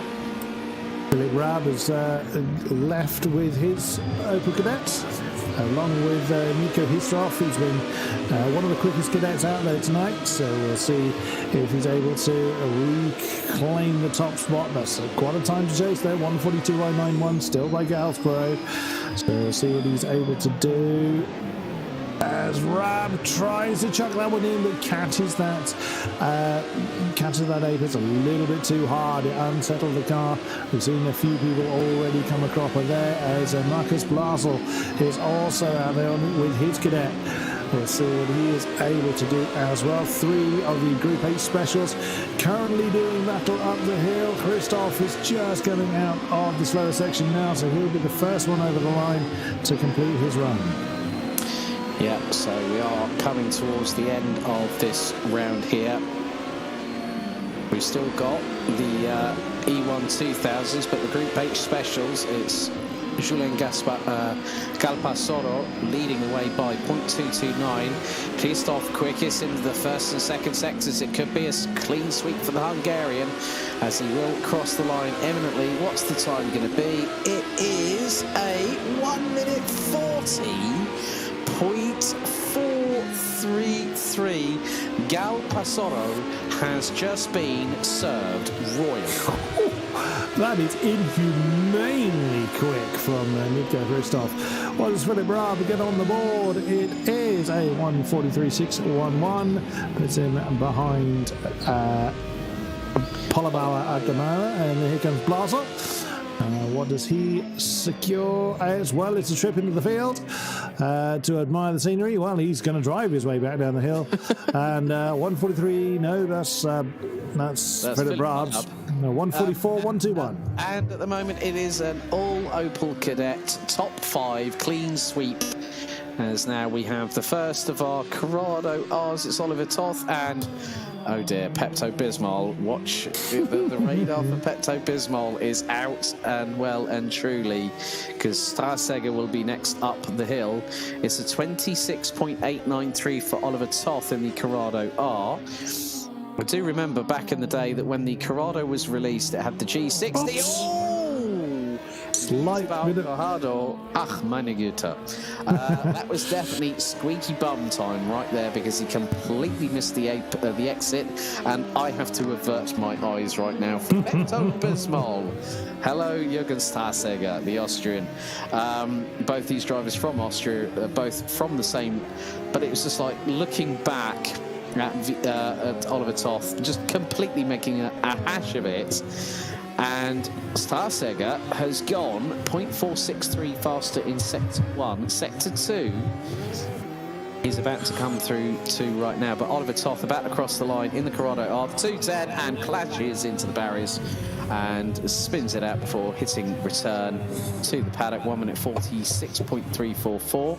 Starseger locks up the brakes a little bit there on the right hand side, makes it nice and tidy through the apex of that hairpin where Oliver Toth got it all beat on, so to speak, wrong. But Starseger looking a bit more planted, and we are waiting for more. I've just seen one of the X19s about to go out. That is probably going to be more than likely Rudi Ullmann, who's given us the sideways display, followed by Achin Vargas in the 177 Honda Civic. So we'll have Group H followed by 2000. But this looks quick again. Yes, Starseger was mighty, nearly 2 seconds up in Sector 2 alone. and comes across the line. The 196 goes top the timesheet, absolutely obliterating Oliver Toth's time with a 1 minute 43.814. Stunning effort from Starsaker. Although I will say one thing to the Austrian driver: water, warum? Why was what I just asked. Just why pink was what I was trying to say. But yeah, what an incredible time. The car may not be to my liking, but dear Lord, you can't deny it's quick. It's like a tramp on chips. No. Sorry, I had to throw that in. Thanks to my good friend Mr. Henry Baudet. Yes, he taught me that one many a moon ago. But Achin Vargas now up the hill at the moment as we are waiting for another one of that's Kostadinov in the 136 waiting to be released, and then that looks to be another one of the Mantas. I think not too. Well, it could be another one of the E1 2000s. That could be Helmut Hara, I believe. I'm not 100% sure. Well, I saw something with a big wing on the back of it. That doesn't narrow it down, do it? No, it doesn't narrow it down all that well. However, this is why you've got two blokes sometimes talking completely randomly about particular cars. But yeah, Achin Vargas, I'm looking forward to seeing how he gets on going up the hill. That might be the BMW, possibly the 2002 TII. That is one of my favourite cars on this grid. As all that was Oliver Toth's dramatic exit. Oh yeah, from earlier. Don't scare me, Moncombe, damn you. But Achin Vargas 26.8 through the first sector, slightly quicker than Oliver Toth. So. And Vargas has just gone quickest. Oh, he's gone quickest by nearly half a second in Sector 2. Helmut Harris has put in a 27.2 in the first sector. So keep your eyes on Achin Vargas. Vargas could pip Starseger for the top of the timesheets as he comes across the crest. Absolutely harrying. Over the line is the car going to go. And it goes P1. 1 minute 43.607. Blitzes Starseger's time out of the water cleanly by 0.207 seconds. I'm not saying that quite right. I'm probably making Peter Malcolm cringe. My attempt of saying that, I was trying to, again, say... All I need to do is plead the fifth because Frank Dupier actually is in the... I think what is going to be the last of the E1... Yes, it's the last one out of 8 cars for the the E1 2000s. That was the car that I got confused with. That was the one in the background. And Dupier up over the hill, across towards the line. The car's now hitting over 220 kilometres an hour and it spanks it into the barriers. Quicker than Jason Plato and Matt Neal having an altercation at Donington, at Rockingham in 2011. I thank you. Mikael Paul Hansel now in one of the few Clios that are surviving in the E1 2-litre class. Yes, making his way up. Oh, there it is. There's Jürgen Dies in the 2002 TII. Away he goes in that gorgeous-looking monster. Looking forward to seeing that scream its way up the field as Hansel's wrestling the little Clio. It sounds like an odd sentence, but again, much the same way that all these cars have struggled to just get the slide you need to get rally cars to behave themselves. It's just too much grip, which doesn't normally sound like a bad thing, but in these cars it can be a bit of an issue. But poor Hansel screaming his way up towards the fastest section over the crest. What is he going to do to get? It's a 1:43.607 is the Civic top time of Vargas, and that's a 47.736 for Paul Hansel. Jürgen Dies going up the hill as we speak, and the 2002 TII has made it through Sector 1 already nice and safely. We look to have that's Estate Tour, who's just being released from the start line in the 77 Opel Cadets, and at the moment, well, it is a top 5 Opel Cadet lockout in the Group H Specials, but it's Rudi Ullmann in the Fiat X19, the only X19 that we've seen here. We've seen a plethora of them in previous races in the Virtual HillClimb Championship, but Jürgen Dies about to cross the timing beam for sector number 2. Top top speed on that car, about 20 kilometres an hour down on the rest of the opposition. 57.4. Oh, this Esfitati is in the ball. Oh, he's done a Barbosa. Hey, I said it.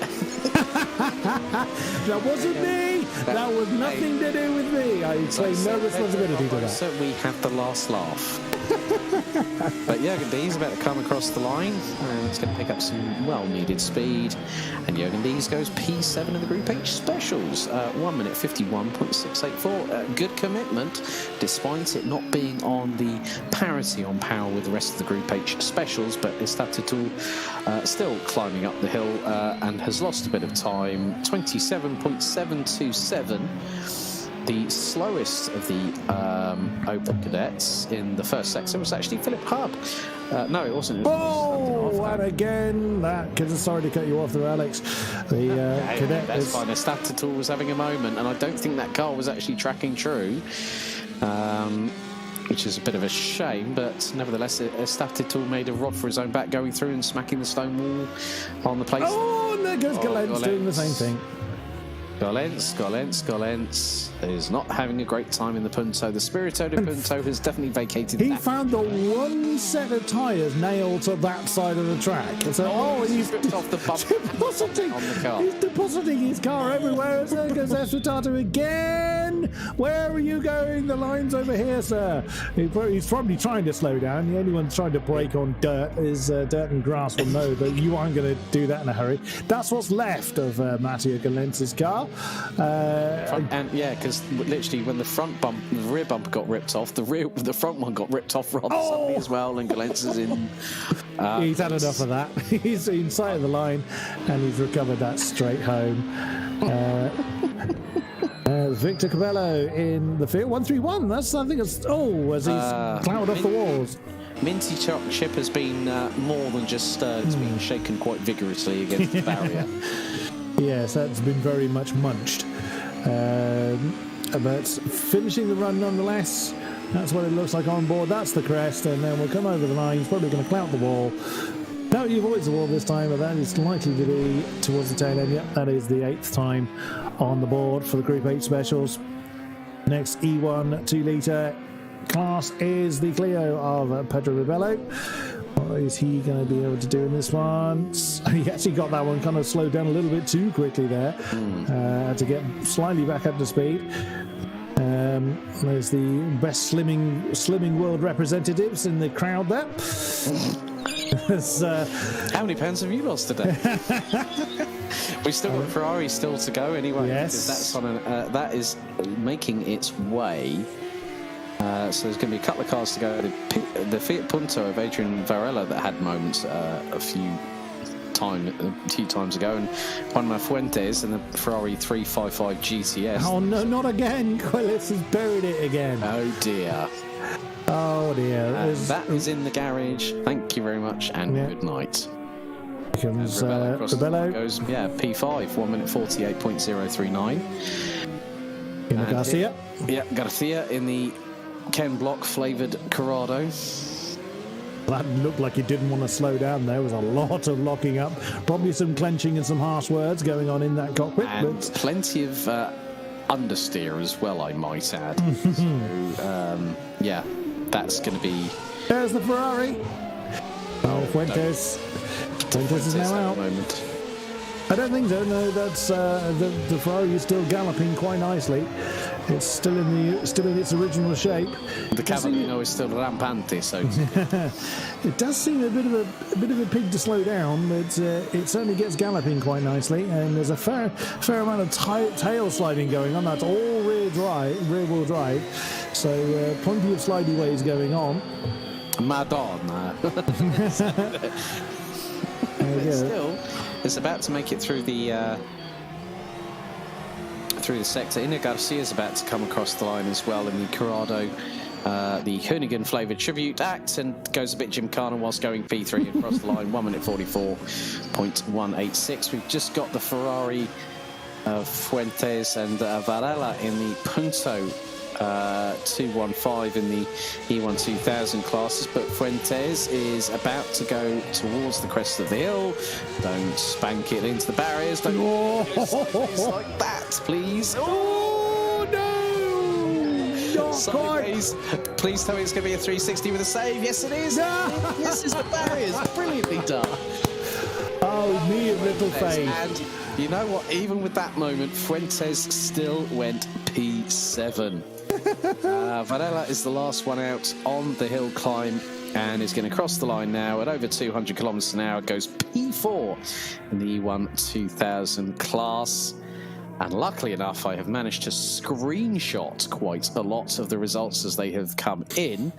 So very, very soon we'll be right back after these short commercial messages on GTR 24H as myself and Chris Buxton will be talking through the thrills and spills of this particular round of the Virtual Hill Climb Championship. We'll be back just a couple of moments' time.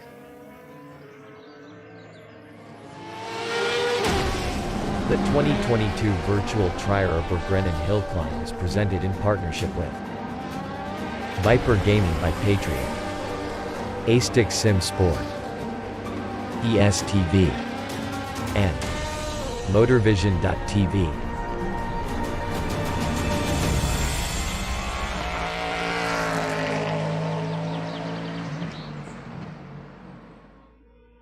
Racing for Green is here to help you carbon neutralize your racing.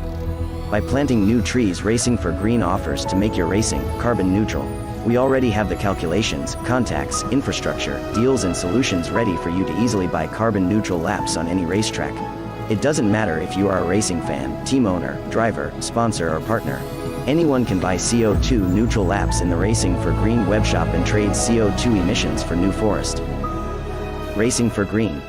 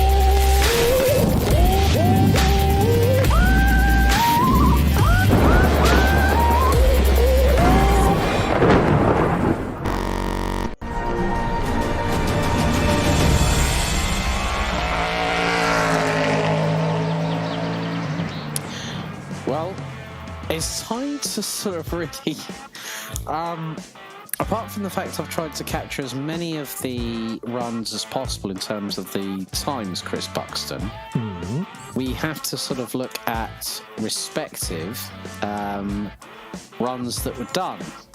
So firstly, I'm going to go to the E2 3000s, first of all.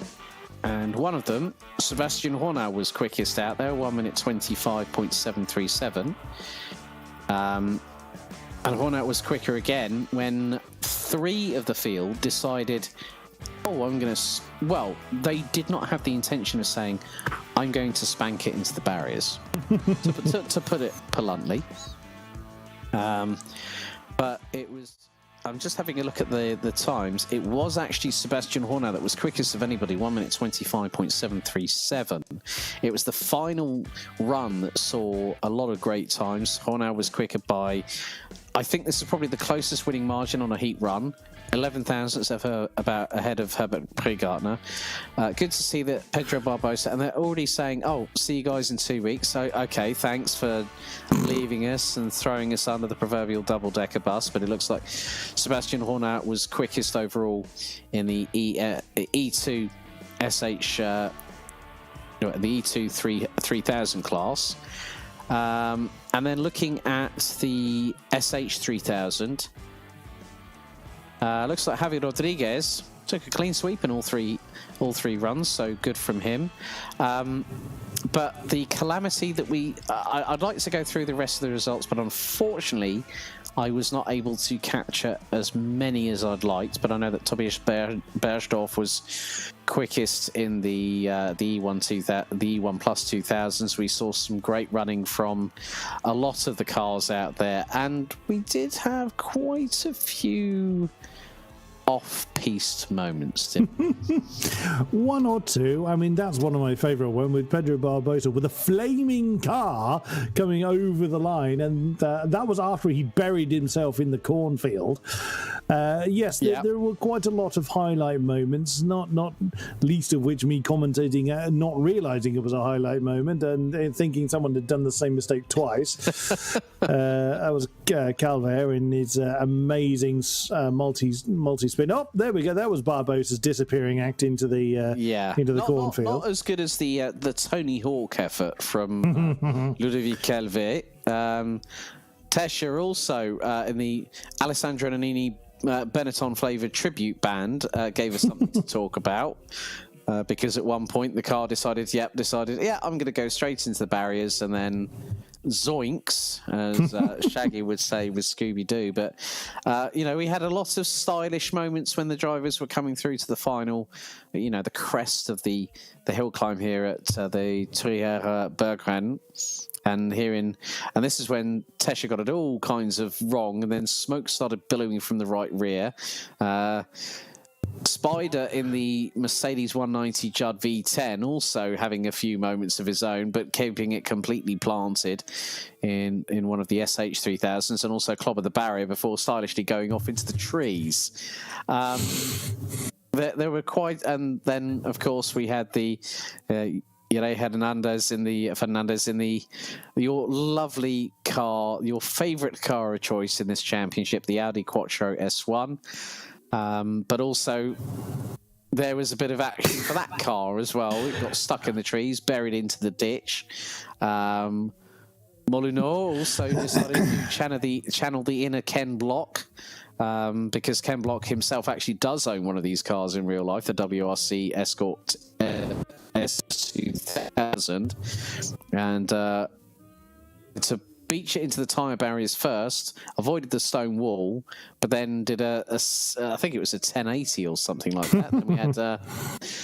Then we had Rudi Ullmann giving it all the berries in the X19 and having a moment of his own with the barriers, which then meant that the car decided to become incredibly tail happy. And then Fuentes and the F3, the Ferrari 355, which we did see in one of the runs. I think it was run 2, as it decided to park itself like it was on the M25. Well, at least it parked it near the emergency services, so it was considerate in that respect. It did. But I think I have to say, moment of the night has to be the martini-flavoured Punto that ripped off its front bumper and then promptly decided to do a Russ Swift and reverse park down the exit road, which just goes to show how interesting it's been. But and yeah, I mean, it's been a real good night tonight, isn't it? Of HillClimb action, moments of grandeur, moments of oh my god, and Chris Buxton needing a defibrillator from time to time when his octaves have currently risen beyond the depths of the grave. But it's been a really good evening tonight, hasn't it, Chris? Yes, certainly has. I alerted every dog in the nearby area when I did that, more than likely. Yeah, including absolutely. Your two own at your house, including my two that probably barked at the door. But yeah, it's been a wonderful night. Like I said, like I've said numerous times, I'm a sucker for these, particularly the classic cars that we've seen, but they all look absolutely fantastic. In fairness, all the drivers, top to bottom, have done an absolutely spectacular job in their runs, providing us a lot of entertainment, and we look forward to doing it all over again in 2 weeks' time. Yes, indeed, and that'll be on the week of the second round of the Endurance Racing World Championship, the 12 hours of Autodromo Nazionale du Mons. Don't forget to follow us on all relevant social medias here on GTR24H. And before we forget, you can also go to gtr24h.org to find out more about the respective championships that we cover, along with up-to-date content. Thanks for watching here on the Virtual Hill Climb Championship. We'll see you in a couple of weeks' time on the next live broadcast. Thank you and good night.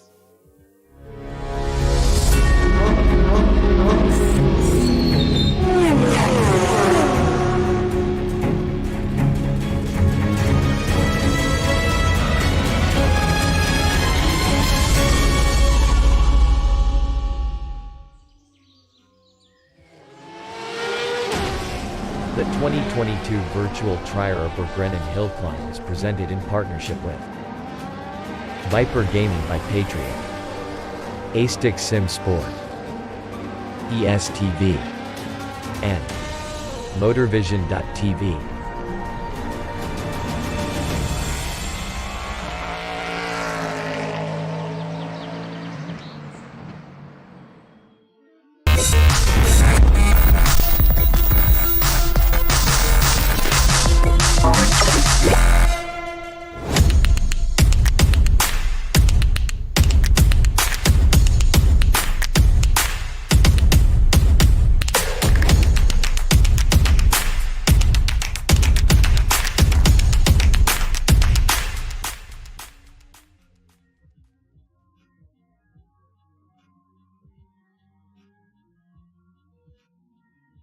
Racing for Green is here to help you carbon neutralize your racing. By planting new trees, Racing for Green offers to make your racing carbon neutral. We already have the calculations, contacts, infrastructure, deals and solutions ready for you to easily buy carbon neutral laps on any racetrack. It doesn't matter if you are a racing fan, team owner, driver, sponsor or partner. Anyone can buy CO2 neutral laps in the Racing for Green webshop and trade CO2 emissions for new forest. Racing for Green.